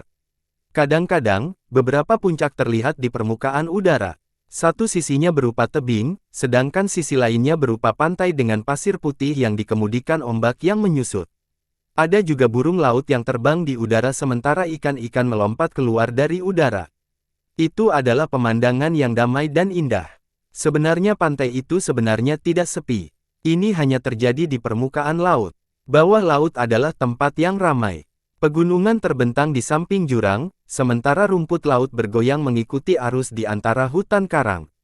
Beberapa pohon laut juga menjulang tinggi dari bawah. Nama, Pantai Dangkal, bukan berarti lautnya dangkal. Karena tempat ini dekat dengan permukaan, itulah namanya. Paviliun dan istana dibangun di bawah pantai, bersatu membentuk kota bawah laut. Jalan dan jembatan menuju ke seluruh penjuru kota. Itu sangat makmur dan sibuk, dunia bawah laut yang indah. Strukturnya terendam udara. Ada pula yang mengeluarkan udara dan membentuk ruangnya sendiri seperti daratan.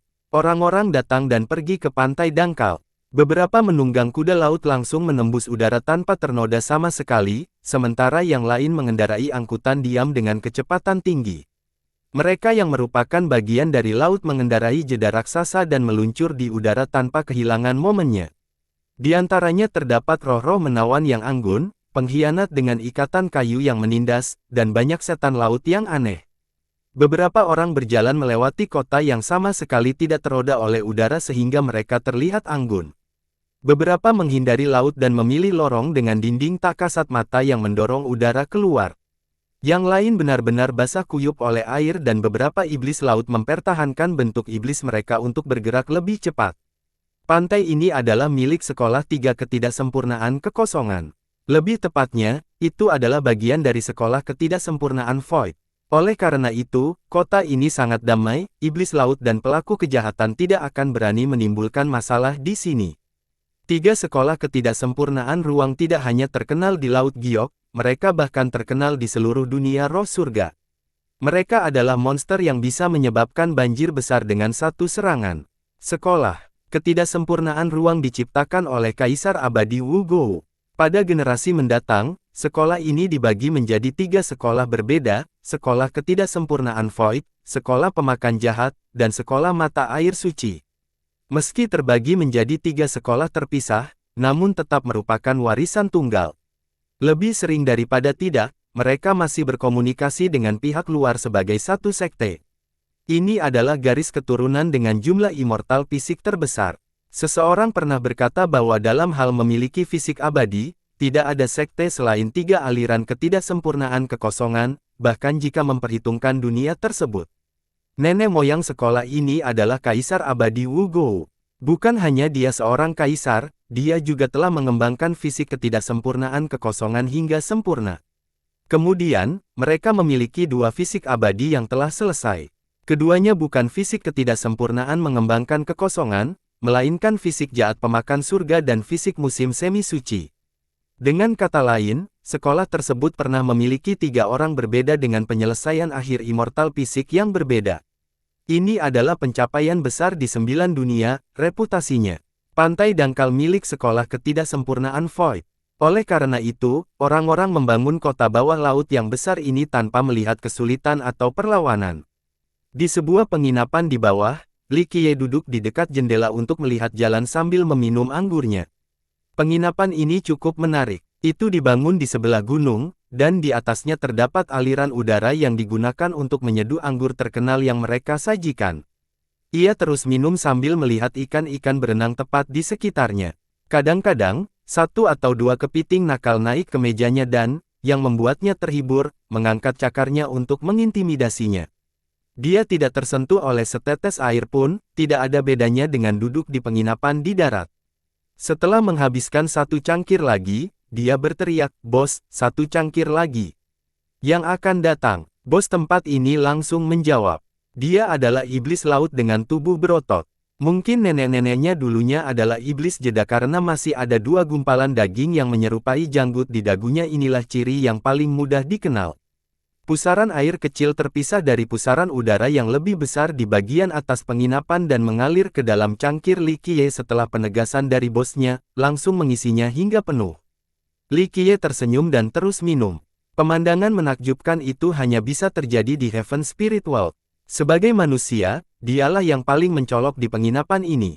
Lagi pula, manusia cukup langka di luar Peacock Land dan Exquisite Valley, tidak mudah untuk ditempatkan di lokasi lain. Tentu saja, tidak ada seorang pun yang datang untuk menimbulkan masalah. Pelanggan hanya ingin tahu tentang manusia, jadi mereka melihatnya beberapa kali karena penasaran. Saat Li Qiye sedang minum, sebuah perahu mewah berlabuh di luar penginapan. Seluruh lambung kapal dilapisi dengan emas dan didekorasi dengan lambang yang diperuntukkan bagi bangsawan. Itu luar biasa sekaligus mengesankan. Kapal sebesar itu yang berenang di laut seolah menyatu dengan lautan. Namun, itu juga sama sekali tidak ternoda oleh udara, sehingga terlihat jelas bagi orang lain bahwa itu adalah harta karun yang luar biasa. Seseorang memperhatikan lambang kerajaan yang bergantung pada kapal dan bertanya kepadanya, "Sebuah kapal dari dinasti laut yang mendalam, mengapa ada di sini?" Tak lama kemudian, seorang gadis turun dari perahu mewah itu. Dia sangat cantik seperti Oriole. Gaun panjangnya yang terseret ke tanah menampilkan aura yang sangat mulia. Ada beberapa pengikut di belakangnya, membuat statusnya yang luar biasa terlihat jelas. Seseorang mengenali identitasnya setelah dia masuk ke dalam penginapan dan berbisik, "Gongsun Qianer, mengapa seseorang dari Kam Dewa Raja Laut Mendalam ada di Laut Giok?" Gadis itu pergi ke penginapan dan memesan anggur dan hidangan tanpa mengatakan apapun lagi. Li Qiye hanya melihatnya sekali tanpa terlalu memperhatikannya. Dia menghabiskan anggurnya dan memanggil bosnya. Setelah menyerahkan uangnya, dia bertanya, "Bos, apakah pintu sekolah ketidaksempurnaan Void sudah dibuka?" Hebat abadi, orang rendahan ini tidak terlalu tahu. Bos menggosok kedua telapak tangan dan tersenyum canggung, "Saya hanya seorang pedagang kecil, jadi saya tidak tahu apa-apa tentang dunia abadi." Li Qiye tidak bisa menahan tawa lalu berkata dengan santai, "Begitukah? Saya sebenarnya berharap untuk bertanya lebih banyak tentang paus leluhur. Bagaimana orang rendahan ini bisa mengetahui tentang peristiwa besar seperti itu? Abadi, kamu harus bertanya kepada murid-murid dari sekolah ketidaksempurnaan Void tentang hal itu." Bos tersenyum kecut. Tidak banyak orang yang peduli ketika Li Qiye menyebut paus leluhur karena mereka tidak tahu apa itu. Namun, gadis yang duduk tidak jauh darinya mengerutkan kening setelah mendengar kata paus leluhur. Dia berasal dari latar belakang yang hebat dan telah mendengar gurunya berbicara tentang hal itu, jadi setelah Li Qiye mengungkitnya, dia memperhatikan dan berteriak, "Hei! Anda bertanya tentang paus leluhur dari 3 sekolah ketidaksempurnaan kekosongan." Li Qiye dengan malas meliriknya tanpa menjawab. Dia kembali menatap bosnya dan berkata, "Kalau begitu, lupakan saja." Gongsun Qianer tidak senang diabaikan. Ekspresinya tenggelam saat dia dengan dingin berkata, "Hanya manusia namun kamu masih berani membayangkan Sok." Dia terbiasa menjadi sombong. Bosnya adalah selir dari Dewa Laut yang mendalam. Sebagai orang kepercayaan, dia bisa dikatakan mampu memanggil angin dan hujan di dinasti laut yang mendalam. Tapi sekarang, ada manusia kecil yang mengabaikannya. "Nak, apakah kamu mendengarkan? Tuanku sedang berbicara denganmu." Pengikutnya segera meneriakinya. Li Qiye tidak peduli dengan mereka dan berbalik untuk pergi. Rombongannya tidak tahan lagi, jadi mereka membanting meja sebelum berdiri, ingin berhenti. Yang abadi, tolong jangan marah." Bos segera berusaha memuluskan keadaan, "Berdebat di sini akan mengganggu ketenangan pantai dangkal, mohon tenangkan kami. Lupakan saja, itu hanya junior yang bodoh." Gongsun Qianer mengibaskan lengan bajunya dengan sikap dingin dan memancarkan sambil menatap punggung Li Qiye. Dia tidak terlalu peduli pada manusia nakal seperti dia, tapi ini adalah wilayah sekolah ketidaksempurnaan Void, jadi dia tidak ingin menimbulkan masalah di sini. Setelah meninggalkan penginapan, Li Qiye menuju ke selatan sampai dia tiba di depan sebuah parit besar.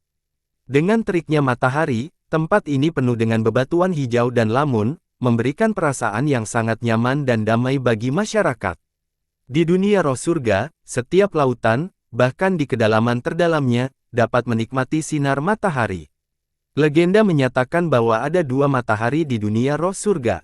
Yang satu tibanya langit dan benua sementara yang lainnya menyinari dasar lautan. Oleh karena itu, makhluk bawah air juga dapat menikmati kehangatannya yang lembut. Sebuah halaman kecil terletak di parit ini. Air laut menjauhinya, menampilkan ubin hijau tua. Sekilas saja sudah cukup untuk mengetahui bahwa rumah kecil ini telah dibangun sejak lama. Li Qiye masuk ke dalam dan menemukan seorang pria muda yang sedang berjemur dengan malas di bawah sinar matahari. Dia tampak berusia sedikit di atas 20 tahun, tetapi meskipun usianya masih muda, dia memiliki aura kecanggihan dan kedewasaan. Pemuda itu segera berdiri ketika Li Qiye mendekat. Dia menangkupkan pertemuan dan tersenyum, "Bolehkah saya bertanya apakah Anda berada di sini, Tuan?" Li Qiye memandangnya dari atas ke bawah sebelum berbicara, "Kamu adalah murid sekolah ketidaksempurnaan Void, kan?" Pemuda itu langsung menjawab, "Ya, nama saya Yetu dari ras roh menawan, ketidaksempurnaan ruang di cabang pantai dangkal." Li Qiye dengan malu-malu mengungkapkan, "Saya tahu, roh menawan merupakan sebagian besar di 3 sekolah dan telah memegang kendali selama beberapa generasi. Bos iblis di penginapan adalah menetap, murid seperti itu cukup langka di sekte Anda." "Ah," Yetu tersenyum dan berkata, "Tuan, Anda pasti berbicara tentang paman senior saya. Dia suka bermain-main." Dia memandang pemuda itu dan menyatakan, "Saya ingin mengunjungi sekolah ketidaksempurnaan Void. Ada baiknya Anda supervisor di sini, izinkan saya masuk sehingga saya tidak perlu menerobos masuk sendiri." Yetu menggaruk kepalanya sebagai jawaban, "Bolehkah saya menanyakan nama Anda, Tuan?" Li Qiye. Li Qiye dengan tenang menjawab, "Tidak perlu puas dengan rasku, kan?" Li Qiye. Ketika Yetu mendengar nama ini, dia terkejut hingga dia hampir melompat. Dia memperhatikan Li Qiye dengan cermat. "Apakah kamu bertanya-tanya mengapa aku tidak memiliki aura garis keturunan-keturunan?" Li Qiye berbicara dengan acuh tak acuh setelah memperhatikan reaksi pemuda itu. "Yah." Yetu menggosok telapak tangan dan terbatuk sebelum tersenyum, "Aku tidak akan berani. Hanya saja penglihatanku kurangan tidak bisa melihat menembus saudara Li sama sekali." "Pilihan kata-katamu tidak buruk." Li Qiye tersenyum, "Apakah Golden Isle memberitahu sekolahmu?" "Kami menerima pesan mereka belum lama ini." Pemuda itu menjawab, "Saya mendengar saudara Li telah meninggalkan Pulau Emas, jadi para tetua di sana meminta ras roh tampan kami untuk mengawasi dan membantu Anda jika perlu." 3 sekolah Void Imperfection adalah silsilah roh menawan, sedangkan Golden Isle adalah silsilah nenek moyang. Secara logika, Golden Isle seharusnya memberitahu para pengkhianat terlebih dahulu. Ada alasan mengapa Golden Isle melakukan hal ini.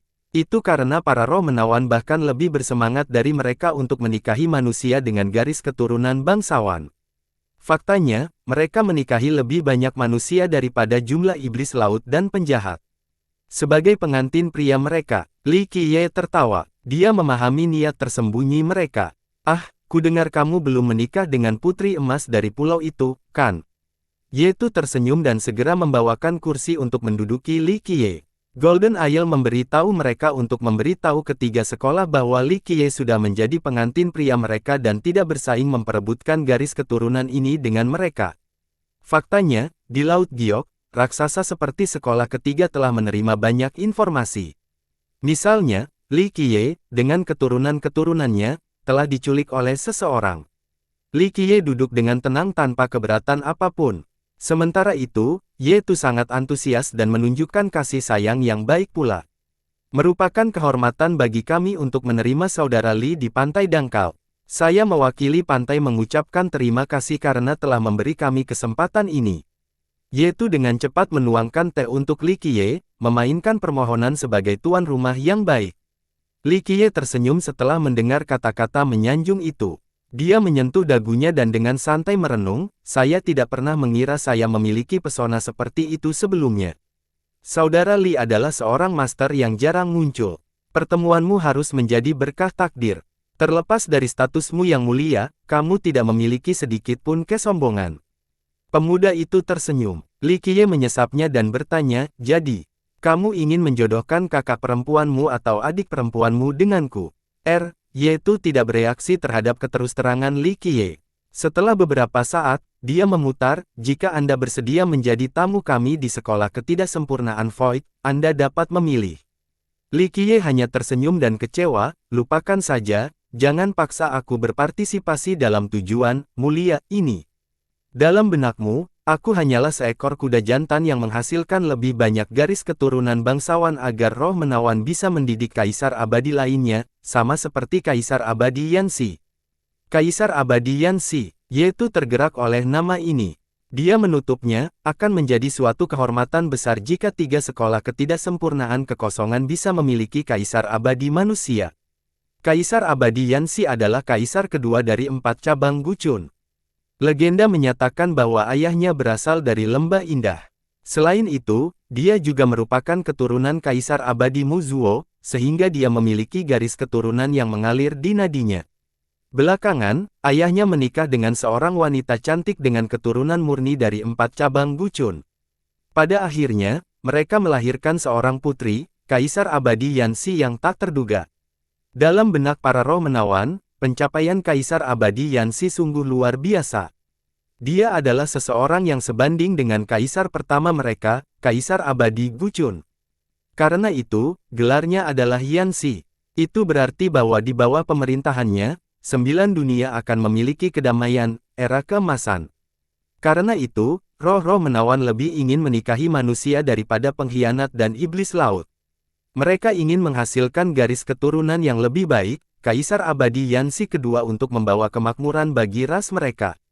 Li Qiye melirik ke arah Yetu dan berkata, lupakan masalah kuda jantan ini.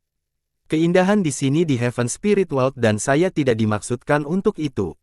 Dia tertawa setelah membuat pernyataan ini. Ada yang menganggap menjadi kuda jantan adalah kebanggaannya, ada pula yang menganggapnya memalukan. Namun, Li Qiye tidak memikirkan apapun tentang hal itu. Tentu saja, dia juga tidak akan menjadi kuda jantan dalam perlombaan apapun. Kita bisa meluangkan waktu untuk membicarakan semuanya. Yetu tersenyum menjawab, saya sangat menyambut kehadiran Anda di sekolah kami. Jika kamu mau tinggal, aku bisa mengantarmu ke sana. Tentu saja Yetu ingin Li Qiye tetap tinggal. Meskipun sekolah ketidaksempurnaan Void relatif rendah hati dan tidak terkenal di antara ketiganya karena mereka tidak ingin bersaing dengan seluruh dunia, mereka juga tidak ingin melepaskan seseorang yang memiliki garis keturunan seperti Li Qiye, tidak ada yang lebih baik daripada memasukkan garis keturunan ini ke sekolah mereka. Pemuda yang antusias memberikan beberapa perintah kepada murid lain sebelum membawa Li Qiye ke sekolahnya. Sangat sedikit orang yang bisa memasuki sekolah ketidaksempurnaan Void, hanya talenta tertentu dengan pengaruh tertentu yang mampu melakukannya. Apalagi tidak banyak yang mengetahui lokasi sekolah tersebut. Satu-satunya hal yang diketahui orang lain adalah bahwa tanah leluhur sekolah tersebut tidaklah stasioner. Mereka mengetahui bahwa sekolah itu dibangun di sekitar wilayah laut sekolah itu sendiri, namun lokasi pastinya tidak diketahui. Di sisi lain, Li Qiye tahu persis di mana lokasi sekolah itu. Namun, dia ingin pergi ke sana dengan ramah kali ini, jadi dia tidak masuk secara paksa. Langit biru, laut biru, dan awan yang sesekali melayang melukiskan pemandangan indah yang layak untuk dijadikan puisi. Yetu dan Li Qiye melangkah ke atas awan putih. Adegan itu tiba-tiba berubah. Sebuah benua terbang ada di depan mereka dengan gunung-gunung yang bergulung-guling dan lembah-lembah yang samar. Ini adalah tempat yang dipenuhi alam dengan gemericik aliran sungai disertai dengan bangunan dan kuil. Benua yang melayang di langit ini tampak sangat nyata, seperti lukisan. Orang-orang akan mengira ini adalah surga, membuat mereka takjub dengan keindahannya. Ternyata tanah leluhur sekolah ketidaksempurnaan Void tersembunyi di balik awan. Kelompok awan ini mengelilingi wilayah laut ini. Oleh karena itu, tidak ada yang mengetahui di mana sebenarnya sekolah tersebut dibangun. Pengunjung disambut dengan ketenangan. Banyak bangunan kuno dengan pintu tertutup sudah lama tidak dihuni. Bahkan pintunya yang terbuka sepertinya tidak ada tanda-tanda ada orang. Kadang-kadang di satu atau dua bukit, beberapa murid terlihat sedang menyapu dedaunan dari kuil yang relatif baru. Meski demikian, hal tersebut tidak merusak ketenangan kawasan ini. Orang luar akan terkejut melihat pemandangan ini. Dengan jumlah murid yang sedikit sangat, tak seorang pun akan percaya bahwa ini adalah silsilah terhebat di dunia roh surga. Dalam benak banyak orang, silsilah yang hebat seharusnya memiliki banyak bakat dan kejeniusan yang muncul secara bertahap. Sedangkan untuk murid biasa, jumlahnya harus jutaan. Setelah bertahun-tahun cabang, Anda masih tetap sama damai dan santai. Sungguh luar biasa bahwa warisan seperti itu terus berlanjut hingga sekarang. Li Qiye melihatnya secara emosional sambil memandangi pegunungan dan sungai yang tenang. Sekolah Void Imperfection berbeda dari dua sekolah lainnya. Jarang muncul atau membiarkan siapapun masuk. Di luar sekolah ketiga itu sendiri, orang luar tidak tahu berapa banyak murid yang dimilikinya. Yetu menjelaskan, banyak paman senior dan junior yang bepergian dan berlatih. Beberapa kakak dan adik juga pergi keluar, hanya menyisakan kami, yang muda, untuk mengurus hal-hal sepele di sekte tersebut. Sekolah ketidaksempurnaan kekosongan yang hebat itu unik dan sangat berbeda dari silsilah lainnya. Setiap generasi perlahan menyebar keluar. Terlepas dari status mereka, baik tetua agung maupun murid biasa akan melakukan perjalanan kemanapun. Seringkali, mereka tidak ikut serta dalam urusan duniawi atau keterlibatan dalam kerusakan. Sebagian besar, mereka mengejar kebebasan dan ketenangan. Oleh karena itu, sulit untuk menemukan murid dari sekte ini di dunia roh surga. Bagi banyak keturunan, terutama yang lebih besar, murid-murid mereka akan bersatu untuk hidup di dunia budidaya baik untuk persaingan sumber daya maupun perang. Oleh karena itu, seringkali peristiwa ini cukup penting bagi sekte-sekte ini. Dalam hal ini, sekolah Void Imperfection berbeda dari yang lain. Gerbang dan halaman leluhurnya benar-benar kosong. Jika seseorang tidak mengetahui tentang tempat ini sebelumnya, mereka akan bertanya-tanya apakah mereka datang ke lokasi yang salah. Oleh karena itu, murid-murid keliling agak tidak disiplin, namun tak seorang pun di dunia roh surga mampu menggoyahkan status sekolah atau memiliki gagasan apapun tentang mereka. Dari sini, terlihat bahwa ketiga sekolah tersebut memiliki kekuatan yang cukup untuk menghadapi segala jenis masalah. Kekuatan mereka sebenarnya sulit untuk dipahami. Yetu membawa Li Qiye ke sebuah kuil tua dengan kehadiran yang sangat mengesankan. Hanya satu pandangan saja sudah cukup untuk mengetahui betapa luar biasanya hal itu. Namun, orang akan menemukan bahwa tempat ini sudah lama tidak dibersihkan. Debu menumpuk di beberapa lapisan di beberapa tempat. Silsilah kekuasaan yang begitu malas sungguh sulit dipercaya. Saat berada di dalam candi, terlihat sebuah kursi goyang dengan seorang pria tergeletak di atasnya. Nyatanya, sangat mudah untuk merindukannya karena dedaunan yang menutupi dirinya. Dia tertidur. Setelah melihat situasi ini, kemungkinan besar orang lain akan mengira dia sudah mati. Kepala sekolah, saudara Li ada di sini untuk mendiskusikanmu. Kamu berbaring di depan pria yang sedang tidur ini. Dedaunan mulai berguguran saat pria itu membuka matanya dan berdiri. Sudah berapa lama dia tidur di sini untuk mengumpulkan banyak lapisan daun? Dia akhirnya mengungkapkan penampilannya tanpa dedaunan. Ini adalah seorang tetua yang sangat kurus dan berpakaian seperti orang biasa. Dia tampak seperti orang tua biasa tanpa aspek penting apapun. Namun, kilatan cahaya sesekali di matanya menunjukkan bahwa dia adalah seorang master yang tersembunyi. Apakah ini Li bangsawan muda dengan garis keturunan-keturunan? Dia segera menghakimi Li Qiye setelah bangun tidur. Yetu dengan cepat menjawab, kepala sekolah, saudara Li memang pengantin pria dari Pulau Emas.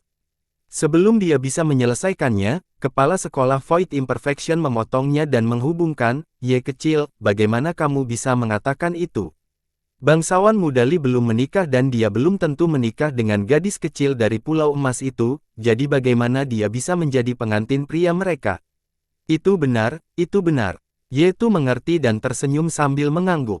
Li Qiye hanya tertawa kecil setelah melihat ini. Sementara itu, kepala sekolah mengelilingi Li Qiye untuk melihat baik-baik. Rupanya dia sangat menghargai Li Qiye, serupa dengan bagaimana mertuanya mungkin semakin menyukai menantu laki-lakinya. Li Qiye dengan senang hati membiarkan melakukan apa yang dia suka sambil duduk di kursi goyang. Kepala sekolah mengabaikan formalitasnya dan tersenyum riang, keponakan yang berbudi luhur, memeriahkanmu bagaikan guntur yang bergemuruh di telingaku. Kamu adalah keajaiban umat manusia, pahlawan dunia. Kata-kata ini terlalu palsu. Li Qiye tidak dapat menahan senyumannya sambil menahan sakit kepalanya. Kepala sekolah, tidak perlu menyanjungku, aku mengenal diriku dengan sangat baik. Aku bukan siapa-siapa di dunia roh surga, bunyi petir ini hanyalah retorika buatan. Kepala sekolah tidak dipanggil. Dia mengacungkan jempolnya dan berkata, keponakan yang berbudi luhur, kamu cukup berterus terang dan tulus seperti pria sejati. Karena Anda berada di sini sebagai tamu, tempat ini benar-benar mencerahkan. Jangan dilindungi undang-undang, anggap saja sekolahku sebagai rumahmu. Li Qiye tersenyum dan merasa tenang, lalu dia langsung berkata, waktuku terbatas jadi aku tidak akan tinggal lama. Saya ingin bertemu paus leluhur Anda untuk mengambil sesuatu. Paus leluhur, kepala sekolah terkejut. Dia terbatuk-batuk dan menghiburnya, keponakan yang berbudi luhur, aku tidak berusaha untuk membesarkanmu, tapi karena kamu tahu tentang paus leluhur, kamu harusnya tahu betapa sulitnya untuk bertemu dengannya. Faktanya, bahkan aku pun akan merasa kesulitan. Saya tahu, itulah alasan saya meminta Anda untuk mengetahui kemana perginya. Li Qiye mengangguk. Kepala sekolah dengan lembut menenangkan, saya tidak akan berbohong kepada Anda. Saya juga tidak tahu kemana arahnya, ini rahasia. Li Qiye memandangnya, saya tidak meremehkan kata-kata Anda. Paus leluhur dari 3 aliran melakukan perjalanan mengelilingi lautan luas di dunia roh surga tanpa meninggalkan jejak.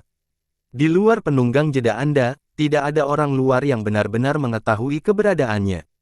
Ya, kepala sekolah sambil tersenyum menjawab, bagus kalau kamu mengerti, tapi, Li Qiye melanjutkan, saya tahu bahwa sekolah memiliki metode untuk berkomunikasi dengan paus leluhur. Saya yakin Anda harus mengetahuinya. Yah, kepala sekolah berpikir sejenak sebelum melihat kembali ke arah Li Qiye sambil tersenyum, itu juga benar. Jika memang ingin melihat paus leluhur, saya bisa berbicara dengan leluhur. Jika mereka setuju, maka Anda pasti bisa melihatnya, tetapi sebelum itu, mengapa tidak menginap di tempat kami? Kami pasti menyambut Anda di sini. Li Qiye dengan lembut menenangkannya lagi, saya pikir Anda salah memahami sesuatu. Saya di sini bukan hanya untuk melihat paus leluhur, saya juga ingin pergi ke mata air ketidaksempurnaan Void untuk mengambil udara. Hal ini membuat khawatir kepala sekolah dan Yetu. Kepala sekolah, khususnya, segera mundur dan memasang ekspresi waspada. Kepala sekolah, tidak perlu khawatir. Jika aku ingin mengambil dengan paksa, aku tidak akan berada di sini berbicara kepadamu seperti ini. Li Qiye memperhatikan tanggapan mereka dan tersenyum. Saya tidak tahu banyak tentang mata air ketidaksempurnaan kekosongan. Kepala sekolah sakit kepala. Saat ini, dia menjadi jauh lebih dingin dan tidak memiliki semangat yang sama seperti sebelumnya. Ini merupakan perubahan sikap yang luar biasa. Li Qiye hanya tertawa, kepala sekolah, saya di sini bukan untuk bertukar kata-kata ramah dengan Anda atau untuk mendengarkan alasan Anda. Saya hanya ingin memberitahu Anda bahwa saya akan bertemu dengan paus leluhur serta mengambil air dari mata air.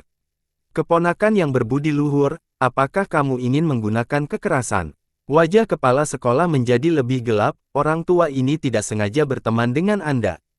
Jika Anda mengetahui tentang mata air tersebut, maka Anda pasti tahu bahwa tidak sembarang orang bisa pergi ke sana. Di luar beberapa leluhur, yang lain tidak.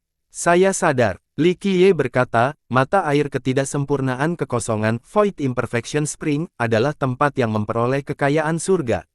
Di masa lalu, Kaisar Abadi Wu Gou menghabiskan banyak upaya untuk menghadirkan mata air di sini. Dapat dikatakan bahwa itu awalnya bukan milik Anda. Di sini, dia melirik ke arah kepala sekolah dan melanjutkan, Kaisar memindahkan mata air ke paus leluhur terlebih dahulu. Sejak saat itu menjadi milik Anda dan orang luar tidak dapat melihatnya lagi.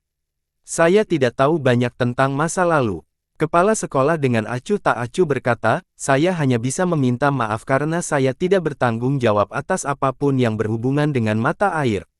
Li Qiye menawarkan dan menyatakan, terlepas dari apakah Anda bertanggung jawab atau tidak, saya akan melihat paus leluhur dan mengambil air dari mata air. Apakah kamu selalu begitu kuat seperti ini? Mata kepala sekolah berubah tajam dan memancarkan kilatan cahaya yang melintasi ruang dan waktu. Ini benar-benar menunjukkan betapa kuatnya dia. Siapa bilang aku memaksa? Li Qiye tersenyum dan berdiri sambil mengulurkan tangan. Ye Tu takut dengan hal ini dan berpikir bahwa Li Qiye ingin bertarung. Pada saat yang sama, kepala sekolah bersiap untuk melawan Li Ye kapan saja. Namun, Li Qiye tidak menyerang keduanya. Dia hanya menurunkan sekelompok awan dari langit. Dia dengan santai meremasnya untuk membuat awan melayang di depannya. Selanjutnya, dia duduk di atasnya, membiarkan mereka perlahan mengangkatnya untuk berputar sebelum turun kembali. Awan ketidaksempurnaan kekosongan. Kepala sekolah terkejut setelah melihat ini, tidak mempercayai matanya sendiri. Kamu tuh juga terkejut. Dia telah mendengar tentang awan ini sejak usia muda. Mereka selalu melayang di sana, tapi dia belum pernah mendengar ada orang yang mampu menjatuhkan atau menungganginya. Ini adalah pertama kalinya Li Qiye datang ke sini, namun dia bisa dengan mudah mengendarainya. Bagi Ye Tu, ini sungguh luar biasa. Nenek-nenek moyang saya memiliki hubungan dengan Kaisar Abadi Wu Gou. Mereka meninggalkan sesuatu yang memungkinkan saya menghancurkan sekelompok awan hari ini. Li Qiye berkata dengan nada yang lugas. Tentu saja, ini hanya alasan biasa. Orang yang mengenal Kaisar Abadi Wu Gou tidak lain adalah dia. Bersambung.